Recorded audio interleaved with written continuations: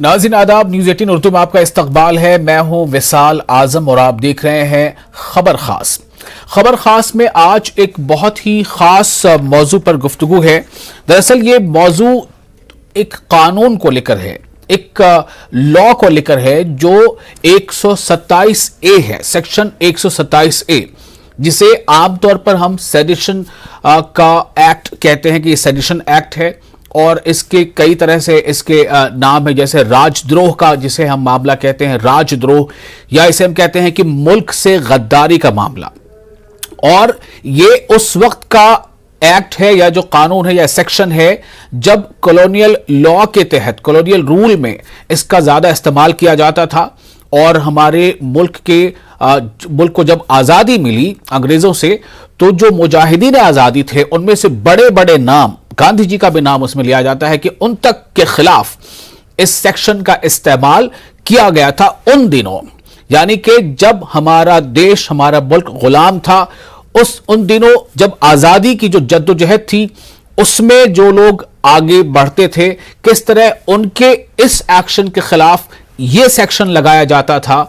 सवाल इस बात को लेकर है कि आज मुल्क न सिर्फ आजाद है बल्कि आजादी के 75 साल मुकम्मल कर चुका है। इतने अरसे बाद भी उस सेक्शन का, उस कानून का हू बहू इस्तेमाल होना और ऐसे ऐसे मामलों में इस्तेमाल होना कि जिसके बारे में सोचकर भी कई बार हंसी आती है या ऐसा लगता है कि ऐसा कैसे हो सकता है। कई बार ऐसे मामले आए, कई बार इसको लेकर अलग अलग तरीके के लोगों ने इसको लेकर प्रोटेस्ट किया। इसको लेकर स्टूडेंट्स का जो तबका उसने प्रोटेस्ट किया, इसको लेकर जो सोशल एक्टिविस्ट है वो प्रोटेस्ट करते रहे।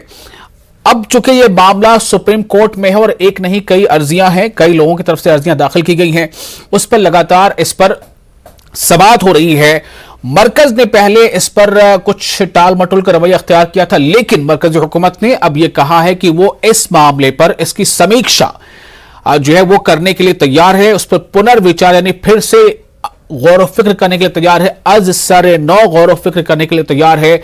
लेकिन सवाल इस बात को लेकर है कि क्या इससे फिर एक लंबा जो है वक्त लेने की ये कोशिश है, या फिर इसमें वाकई ऐसे मामले हैं जो निहायत ही जरूरी है जिसे देखा जाना चाहिए। सुप्रीम कोर्ट में इसको लेकर बहुत कुछ हुआ है। 3 जजों की पीठ के सामने ये मामले पर समाअत हो रही थी, उसमें खुद एनवी रमन्ना भी शामिल थे।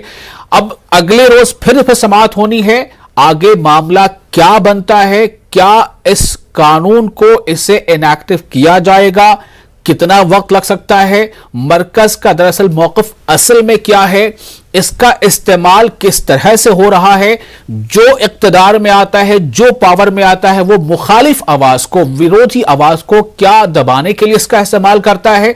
ये जो इल्जामात हैं वो किस हद तक सही है, इस पर हम कई माहिरीन से बातचीत करेंगे। बने रहें आप हमारे साथ अगले आधे घंटे न्यूज़ 18 उर्दू पर।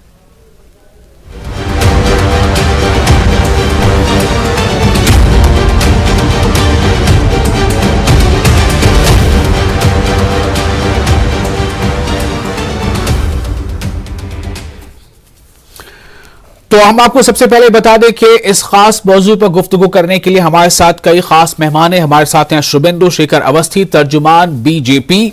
हमारे साथ हैं अतुल लोंडे पाटिल, तर्जुमान कांग्रेस। हमारे साथ हैं सीनियर जर्नलिस्ट प्रेम कुमार, और कुछ देर में हमारे साथ होंगे एडवोकेट अश्वनी दुबे जो सुप्रीम कोर्ट की लॉयर हैं। आप तमाम लोगों का बहुत बहुत इस्तकबाल है। शुभेंदु शेखर अवस्थी साहब, सबसे पहले मैं आपके पास आना चाहता हूं, क्या 127A पर जो सवालात उठ रहे हैं इसके इस्तेमाल को लेकर, जिस तरह से इस कानून का यूज या मिसयूज किया जा रहा है सेक्शन का, इसको लेकर कई बार बातें उठ चुकी हैं और कई मामलों में कई अदालतों के जो जजमेंट्स हैं उनमें कई टिप्पणियां इस तरह की आई हैं, जिसको लेकर अब ऐसा लगता है कि एक ऐसे मोड़ पर हालात आ गए हैं कि यहां पर इसे हां या ना करना इस पर बहुत जरूरी है। सरकार का इस पर क्या मौकफ है? क्यों एसजी तुषार मेहता ये कहते हैं कि हम इस बारे में कोई सटीक समय नहीं बता सकते कि कब तक इसकी समीक्षा हम पूरी कर लेंगे जब सुप्रीम कोर्ट ये पूछता है? तो ये बिल्कुल क्लैरिटी है कि अब इस कानून को जाना चाहिए, और ऐसा इंडिकेशन खुद मोदी जी ने अपने एक स्टेटमेंट में दिया है। और उन्होंने जो लोग हैं जो इस विषय को देखने वाले हैं हमारी सरकार में, हमारे जो कानून मंत्रालय में, कल रिज्जू जी का भी स्टेटमेंट आया कि हम इसको रिकंसीडर करेंगे और जल्द करेंगे। जो आपने ये पूछा कि कितना समय लगेगा, और जल्द करेंगे, और हमको ऐसा लगता है कि with in a month only इस जो कानून को कई बार मिसयूज की तरह कुछ तबके के लोगों ने देखा, कुछ लोगों ने इसको अपने विरुद्ध कोई कार्रवाई के रूप में देखा।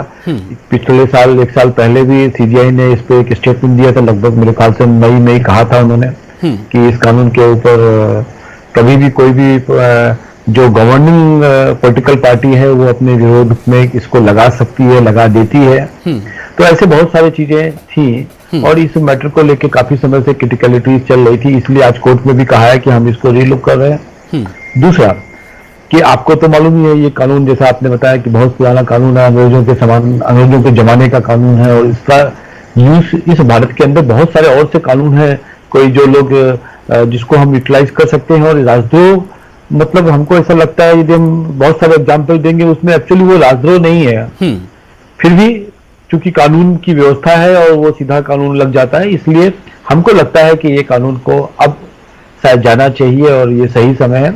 और उसमें भी आज सुप्रीम कोर्ट ने पूछा है कि जो पीछे के मुकदमे हैं उन पर क्या होगा, तो शायद कल तक कुछ के ऊपर भी कुछ क्लैरिटीज आएंगी, जिनको राजद्रोह लगा हुआ है उनको कैसे हैंडल किया जाना चाहिए। जी बिल्कुल आगे बढ़ेंगे इस मामले पर, और कांग्रेस का रुख जानना चाहेंगे, चूंकि इससे पहले चूंकि ये मामला काफ़ी पहले से चला आ रहा है। इस पर कांग्रेस के जो लीडर राहुल गांधी, उन्होंने ट्वीट किया था और कहा था कि जो सुप्रीम कोर्ट का इस पर ऑब्जर्वेशन है वो प्रेज वर्दी है, मतलब आई लाइक दिस।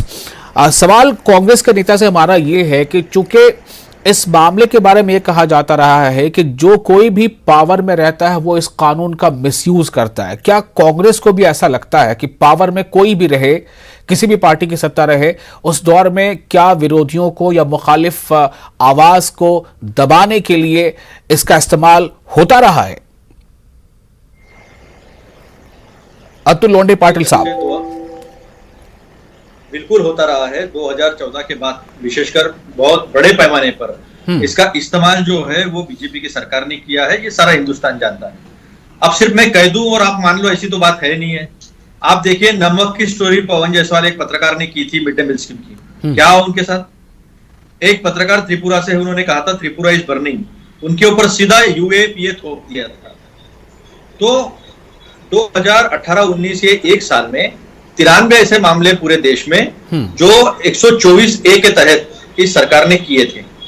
अब इसका मिसयूज हो रहा था, ब्लैटेंट मिसयूज हो रहा था, तो इसके लिए कांग्रेस ने इसको सोचते हुए अपने मैनिफेस्टो में लिया था कि अगर कांग्रेस की सरकार आती है तो हम 124A को जो है वो हटा देंगे। 2 दिन पहले तक जो हलफनामा रोहतक जी ने दिया था सुप्रीम कोर्ट में सरकार की तरफ से, उसमें उन्होंने कहा था कि this has already been settled, this is settled law and it is proved beyond doubt, it is a trustworthy tested, ये उन्होंने कहा था कोर्ट में। और 2 दिन के बाद उन्हें क्या साक्षात्कार हुआ मुझे पता नहीं है। चीफ जस्टिस ऑफ इंडिया 2 महीने तक है, उनके सामने लगा हुआ ये केस है, तो क्या हुआ उन्हें पता नहीं है। बिटवीन द लाइन्स में बताने की कोशिश कर रहा हूं, लेकिन पिछले 4 साल से तो ये बात तय है, जो राहुल जी पहले कहते हैं वो मोदी जी को 1-2 साल के बाद समझ में आता कि ये सही है। चाहे फिर कोविड का मसला हो, कैसा लॉकडाउन करना चाहिए, कोविड की क्या क्या प्रोटोकॉल्स लेने चाहिए, इसके बारे में बात हो, लोगों को पैसे से डायरेक्ट मदद करनी उसकी बात हो, या मजदूरों को पहुंचाने के लिए इसी मौजू पर टिके रहते हैं। जी, हर चीज जी मैं इसी मौजू पे टिका हूं। मेरा कहना यही है कि जो राहुल जी को पहले 7-2 साल मोदी जी को समझने में क्यों लग जाते हैं, आज तो प्रधानमंत्री। जी प्रेम कुमार जी हमारे साथ मौजूद हैं। आपकी आवाज में कुछ डिस्टर्बेंस आ रही है। अतुल लोंढे पाटिल साहब, मैं आपके पास फिर पहुंचूंगा। प्रेम कुमार जी, कैसे देख रहे हैं आप इन तमाम चीज़ों को? काफ़ी लंबे अरसे से इस पर बहस हो रही है, काफ़ी लंबे अरसे से इस पर जो एक एक्टिविस्ट या फिर हम कह लें कि जो बुद्धिजीवी तबका है वो उस पर लगातार सवाल उठा रहा है। क्या अब जो मरकज़ ने जो नरमी दिखाई है, ये जो स्टेटमेंट आया है, जो अभी हमारे बीजेपी के तर्जुमान ने भी कहा कि वज़ीर आज़म ने इस बारे में कहा है कि ऐसे कानून की ज़रूरत अब नहीं है जो औपनिवेशिक काल की है, लेकिन इस पर सुप्रीम कोर्ट में जब सवाल पूछा, सुप्रीम कोर्ट जब इसे जानना चाहता है कि आप कब तक समीक्षा पूरी कर लेंगे, तो तुषार मेहता कहते हैं कि हम कोई समय नहीं बता सकते, सटीक समय। देखिए विशाल जी, प्रश्न ये नहीं है कि कोई कानून औपनिवेशिक काल का है कि क्या है, प्रश्न ये है कि प्रासंगिक है कि नहीं, उस कानून की जरूरत है कि नहीं। अंग्रेजों के जमाने में निश्चित रूप से देश नाम की चीज नहीं थी, सरकार ही सबसे बड़ी थी, सरकार और देश एक जैसा था। लेकिन आजाद हिंदुस्तान में सरकार और देश एक जैसे सा समझा जाए, यह अपने आप में अजीबोगरीब बात है, क्योंकि देशद्रोह की तो धारा ही नहीं है। अश्विनी जी बैठे हुए हैं, हम लोग पहले भी बात कर रहे थे, इस देश में देशद्रोह की कोई धारा ही नहीं है और राजद्रोह की धारा है। तो सरकार से के खिलाफ बोलना क्या देश के खिलाफ बोलना है? ये इतना बड़ा सवाल है जिसको सोल्व किए जाने की जरूरत है। सरकार और देश में फर्क होता है, सरकार और देश में फर्क होता है। जितनी भी धाराएं हैं उनमें सबसे ज्यादा अगर दुरुपयोग हुआ है तो वो यही धारा है, राजद्रोह की धारा। पत्रकारों पर भी खुलकर विरोध हुए।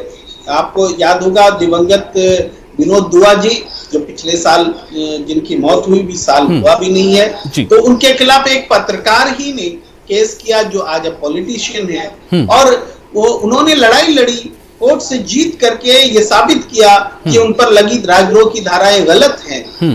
तो ये हर बार किसी को ये साबित करने की जरूरत पड़े एक हिंदुस्तानी को कि हम देशद्रोही नहीं हैं, हम सब सरकार के खिलाफ बोल रहे हैं, तो ये अपने आप में शर्मनाक बात है। लेकिन आश्चर्यजनक ये बात है कि इस पर जो रुख अभी भारतीय जनता पार्टी का बदला है, ये रुख वेलकम योग्य है और आश्चर्यजनक भी है, क्योंकि इससे पहले तक भारतीय जनता पार्टी राजद्रोह को हमेशा बनाए रखने की बात करती थी, और कांग्रेस जिसने की घोषणा पत्र में कहा था कि राजद्रोह का विरोध करते हैं और सत्ता में आएंगे तो उसको वापस ले लेंगे, कहा था बीजेपी ने कि ये टुकड़े टुकड़े गैंग वाले लोग हैं, राजद्रोह को बनाए रखना चाहते हैं। तो राजद्रोह और देश को टुकड़े टुकड़े करना या देश के साथ बागी होना, ये जो घपला है, इसको खत्म करने के लिए राजद्रोह की धारा को खत्म बिल्कुल करना चाहिए, क्योंकि देशद्रोह और राजद्रोह बिल्कुल अलग अलग है। मुझे यकीन है कि अश्विनी जी इस बात को थोड़ा और बेहतर तरीके से समझाएंगे। जी शुभेंदु जी, आप कुछ कहना चाहेंगे इस पर? क्योंकि ऐसा नहीं है कि अगर इसका मिसयूज हुआ तो किसी एक ही पार्टी के सत्ता में आने के बाद उसका मिसयूज बहुत ज्यादा बढ़ गया है। क्या आप इससे कुछ अपनी बात रखना चाहते हैं? क्योंकि जो कांग्रेस के हमारे मेहमान वो कह रहे हैं, उनका सीधा इशारा आपकी तरफ। एक साल में 5-7 सालों में कितने लोगों को लगा दिया, 93 लोगों को गिन के रखा। इनको यदि मैं बताऊं कि अभी रिसेंटली तो हनुमान चालीसा पढ़ने पर ही आप लोगों ने लगा दिया, आपकी सरकार है महाराष्ट्र में। तो ये यहाँ पर ऐसा नहीं है कि कोई कानून है उसका कोई यूज और उसका मिसयूज नहीं हुआ है। आप लोगों ने तो बहुत पहले किया है, इमरजेंसी से लेके आज तक, उसके पहले भी। और उसको यहाँ पर बिल्कुल ऐसे साफ करें कि राहुल गांधी जी को सपना आता है, उसके बाद 2 सालों के बाद भारतीय जनता पार्टी को पता चलता है, वैसा कहने का भी जरूरत नहीं है। वही राहुल गांधी जी तो यही तो कहते थे कि भैया इंजेक्शन मत लगवाना वैक्सीन का, ये भारतीय वैक्सीन है, एक दिक्कत कर देगी, खराब हो जाएगी। पाटिल साहब जवाब तो बहुत सारी चीजों को खाली राहुल गांधी जी के लिए प्रेस करने के लिए, उनको भाषण देने के लिए यहाँ पर चैनल पर डिबेट करने का टॉपिक नहीं है। मैं ये कह रहा हूँ कि यदि गलत है तो गलत है, गलत है तो गलत है। अतुल लोंढे पाटिल साहब, गलत है तो गलत है जी। नहीं, ये बहुत अच्छी बात उन्होंने कही, गलत है तो गलत है। हम तो कोई तारीफ नहीं कर रहे हैं, यहाँ तो मोदी महिमा मंडन, मोदी स्तुति लिखी जा रही है हर जगह। तो जो सच है वो मैंने सच बोला है, तो उसमें तारीफ की बात क्या है? क्या कोविड के बारे में 12 फरवरी को उन्होंने अंदेशा नहीं दिया था कि ये देश को बहुत बड़े पैमाने पर आर्थिक त्रासदी को सामने जाना पड़ेगा? मोदी जी ने जो स्टेप्स लेने चाहिए नहीं लिए।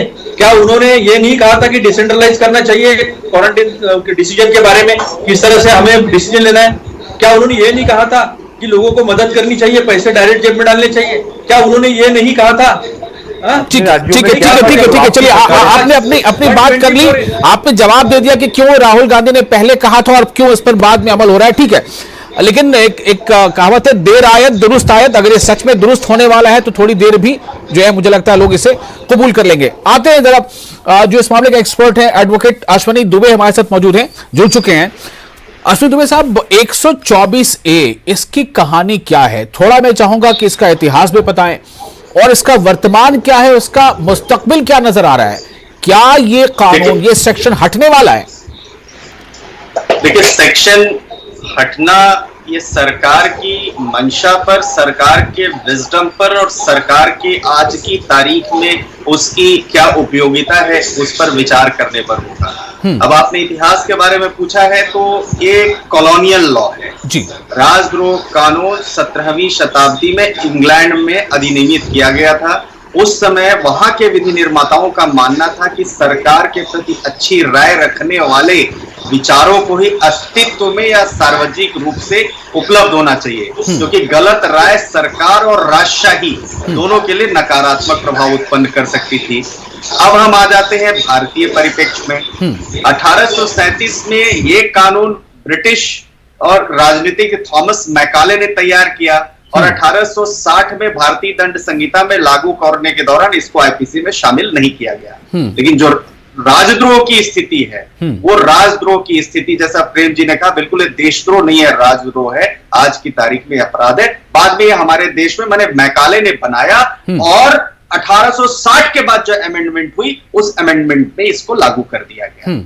अब जो धारा 124 है, वो एक ऐसे अपराध के रूप में परिभाषित करती है जिसमें किसी व्यक्ति द्वारा भारत में कानूनी तौर पर स्थापित सरकार के प्रति मौखिक, लिखित शब्दों द्वारा, संकेतों या दृश्य रूप से घृणा या अवमान्य या उत्तेजना पैदा करने का प्रयत्न किया जाता है और उस विद्रोह में वैमनस्य और शत्रुता की सभी भावनाएं शामिल होती हैं। अब एक बात हम ये समझते हैं कि जो कानून ब्रिटिशर्स ने अपने यहां 17th सेंचुरी में बनाया, हमारे यहां 1837 में जो लॉर्ड मैकाले लेकर आए, 60 में शामिल करने के बाद जो है इंडियन पीनल कोड में शामिल करके हमारे देश के फ्रीडम फाइटर्स की वॉइसेस को सप्रेस करने के लिए जी, उनकी वॉइसेस को रोकने के लिए, वो फ्रीडम मूवमेंट में शामिल नहीं हो सके, इसलिए उनको जेलों में ठूसने के लिए एक कानून बना और वो कानून आज भी हमारे देश में चल रहा है। लोकमान्य तिलक, महात्मा गांधी, जवाहरलाल नेहरू, भगत सिंह जैसे स्वतंत्रता आंदोलन के दिग्गजों को ब्रिटिश शासन ने राजद्रोही भाषण, लेखनों और गतिविधियों के लिए दोषी ठहरा दिया। अब उसके बाद हम आते हैं आजाद भारत की बात करते हैं। आजाद भारत में केदारनाथ सिंह बनाम बिहार राज्य के मामले में सर्वोच्च न्यायालय की कॉन्स्टिट्यूशन बेंच ने 5 जजेस ने जो धारा 124 है उसकी संवैधानिकता पर अपना निर्णय दिया और उस समय क्या परिस्थितियां थी, किन परिस्थितियों में सुप्रीम कोर्ट ने निर्णय दिया, उसका भी एक काफी कई डिकेड्स बीत चुके हैं, उसकी कैसे संवैधानिकता को बरकरार रखा, लेकिन आज की तारीख में क्या इसकी प्रासंगिकता है। एक तो पहला प्रश्न, जो प्रश्न लीगल प्रश्न है, वो यह है। दूसरा, भारत के संविधान के अनुच्छेद 19(1)(a) में अपनी बातों को स्वतंत्र रूप से रखने का, कहने का अधिकार है। तो क्या कोई व्यक्ति अपना फ्रीडम ऑफ स्पीच और एक्सप्रेशन अगर राइटफुली, लीगली और with in the constitutional framework इस्तेमाल करता है, तो क्या उसके ऊपर 124(a) जैसी देशद्रोह की धारा है, राजद्रोह की धारा, क्षमा करिएगा, स्लैप हो सकती है। पॉइंट नंबर 3, उसी संविधान का वो भी निरंकुश नहीं है कि जो धारा है, जो अनुच्छेद में 19(1)(a) में पावर्स दी गई है, वो भी कर्टेल करता है 19(2). अब इस देश में जब यूएपीए जैसे कानून है, इस देश में तमाम और कानून है जो बाकी ऑफेंसेस को डील करने के लिए बने हुए हैं, तो क्या एक कॉलोनियल और ब्रिटिशर्स मानसिकता वाले कानून को इस देश में रहने की जरूरत है, जिसका ब्लेंटेड मिसयूज समय समय पर देखा जाता है। अच्छा, एक सवाल यहां पर यह है, मैं चाहूंगा फिर से जरा उसको, जैसे प्रेम कुमार जी ने भी कहा कि देशद्रोह, राजद्रोह ये अलग अलग चीजें हैं और कोई भी व्यक्ति अगर कुछ अपनी सरकार के किसी स्कीम के बारे में, सरकार के किसी नीति के बारे में कोई अपनी राय रखता है जो सरकार की नीति से थोड़ी वो असहमति जताते हुए बात करता है, तो क्या वो देशद्रोह माना जाएगा? लड़ाई तो इसी बात को लेकर चल रही है ना, लेकिन सवाल मेरा यह है कि ये देशद्रोह या फिर राजद्रोह, यानी देश अलग है और सरकार अलग है, इसको कैसे समझा जाए? नहीं, देशद्रोह जैसी कोई धारा भारत के जो इंडियन पीनल कोड है उसमें नहीं है, और राजद्रोह शब्द है। और ये राजद्रोह की जो बात हो रही है, हम और आप डिस्कशन कर रहे हैं, वो देशद्रोह, राजद्रोह अलग अलग चीजें हैं। देशद्रोह अगर होता है तो जब एक्सटर्नल एक्सीजेंसी और इंटरनल डिस्टर्बेंस होता है, उस परिस्थितियों में, जैसे मान लीजिए कोई आईएसआई के साथ मिल गया, कोई विदेशी शक्ति के साथ मिलकर देश के अंदर अस्थिरता पैदा करने की कोशिश कर रहा है, या कोई व्यक्ति जैसे तमाम बम ब्लास्ट हुए, उन बम ब्लास्ट में कोई वो उनकी सहमति आ जाता है, या एक ऐसी व्यवस्था इस देश में जो बैंड है, ऐसा टेररिस्ट ऑर्गेनाइजेशन जो बैंड टेररिस्ट ऑर्गेनाइजेशन है, उसके साथ अगर काम करता है तो देशद्रोह को यूएपीए डील करने के लिए है। ठीक है, उसके लिए जो हमारी एनआईए है वो है, लेकिन ये राजद्रोह है जो इंडियन पीनल कोड में डिफाइंड है। और राजद्रोह लेकिन सवाल अब यह है कि राजद्रोह अगर ये है तो मतलब यहां पर राजद्रोह का क्या माने, ये राज का मतलब देश नहीं है, तो क्या ये चुनी हुई सरकार है? राज मतलब क्या है? नहीं, इसीलिए इसका ब्लैंटेंट मिसयूज जो हो रहा है कि जब आप भारत के संविधान में ऑलरेडी एक प्रोविजन लेकर के आते हैं, इस देश के नागरिकों को उनका अधिकार देने की बात करते हैं, वो अपनी बात गवर्नमेंट की किसी पॉलिसी को वो जो है क्रिटिसाइज कर सकते हैं, उस पॉलिसी के खिलाफ, उस नीतियों के खिलाफ वो अपनी बात असहमति दर्ज कर सकते हैं, तो क्या राजद्रोह माना जाएगा? प्रश्न यहाँ यह है। इसीलिए गाइडलाइन फिक्स करने की बात। अब सुनिए, अब कॉन्स्टिट्यूएंट असेंबली की भी बात मैं 30 सेकंड में कर लेता हूं। ठीक है, ठीक है। कॉन्स्टिट्यूएंट असेंबली में राजद्रोह को शामिल करने के लिए सहमति नहीं दी। सदस्यों का तर्क यह था कि भाषण और अभिव्यक्ति की स्वतंत्रता को यह बाधित करेगा, और तर्क दिया कि लोगों के विरोध के वैध और संवैधानिक रूप से जो अधिकार है उसको दबाने के लिए राजद्रोह कानून के अधिकार के रूप में उपयोग में लाया जा सकता है। ठीक है, ये तो संविधान सभा का कॉन्स्टिट्यूएंट इस पर कॉन्स्टिट्यूएंट असेंबली ने अपनी सहमति नहीं दी थी। शुभेंदु शेखर अवस्थी साहब ने शुरू में ही ये कह दिया है कि ये कानून ऐसा है जो अब नहीं रहना चाहिए, शुरू में ही कह दिया। फिर भी मैं आपके पास एक बार शुभेंदु शेखर जी आपके पास आता हूं, एक मान लिया आपके फाइनल कमेंट है आपका, 25 सेकंड आपके पास मैं समय दे पाऊंगा। जी शुभेंदु जी। देखिए, मैं एक ही बात कहूंगा कि जब देश के अंदर बहुत सारे चेंजेस हो रहे हैं, अभिव्यक्ति की बहुत बड़ी बड़ी हम लोगों के तरीके हो गए हैं, ट्विटर से लेके बहुत बड़ा सोशल मीडिया हो गया है, पहले पुस्तकें और पहले भाषण हुआ करते थे, और उसका कंटेंट देखकर उसके ऊपर लगाना जाना चाहिए। किसी ने ये लिखा कि ये व्यवस्था ठीक नहीं है, उसके ऊपर आप यदि राजद्रोह का मुकदमा लगा दोगे तो गलत है। कुछ लोग बोल रहे हैं भारत तेरे टुकड़े होंगे, पाकिस्तान जिंदा, तो शायद लगाया जाना चाहिए। अब ये कौन डिसाइड करेगा? इसलिए यदि इस तरीके का कोई कानून है जिसको कारण जो राजद्रोह के अंदर में नहीं आता उस पर भी लग जाता है, और भारत तेरे टुकड़े होंगे और पाकिस्तान जिंदाबाद उस पर भी लगता है, तो दोनों की कैटेगरी अलग अलग है। इसलिए जैसा इन्होंने कहा यूएपीए है ऑलरेडी उस तरीके की तोड़ने वालों के ऊपर, तो इसकी कोई आवश्यकता नहीं है, ऐसा मेरा मानना है, और ऐसा हमारी सरकार का भी मानना है। अतुल लोंढे पाटिल साहब, फाइनल कमेंट। ये बात एकदम दुरुस्त है कि let us agree to be disagree. मुझे तेरी बात मंजूर नहीं है, let us agree to be disagree. जी, बहुत अच्छी बात की आपने। हाँ, मुझे तेरी बात मंजूर नहीं है, लेकिन फिर भी मैं तेरी बात का सम्मान करता हूं। इसी को लोकतंत्र कहते हैं। तो ये 124A का कोई प्रावधान बचता ही नहीं है लोकतंत्र में। यही बात हम पहले से कह रहे, लेकिन जहां तक ये भी होना चाहिए कि कोई अगर सरकार खुद होकर जिसके ऊपर जिम्मेवारी है इसका अमल करना, वो अगर डॉक्टरेट करके किसी को फंसाना चाहे तो फिर वो उस व्यक्ति के साथ या उस पार्टी के साथ क्या किया जाए, इसके बारे में भी सोचना पड़ेगा ना। ये झूठ जो फैलाने की तरीका जो है भाजपा का, ये कितने दिन तक फैलाओगे? यूज किया बताऊं मैं? ठीक है, मैं फाइनल कमेंट ले रहा हूं, मैं इस पे क्रॉस नहीं ले सकता। प्रेम कुमार जी, ये राजद्रोह में ये मिक्सिंग हो रही थी चीजों की, ये मिक्स हो जा रहा था और उसका दुरुपयोग हो जा रहा था। क्या अब वक्त आ गया है? वक्त तो शायद पहले भी आ गया था, मैं कह रहा हूं, मेरा कहना ये गलत है, लेकिन मैं कह रहा हूं कि क्या ऐसा लग रहा है कि अब ये खत्म हो जाएगा?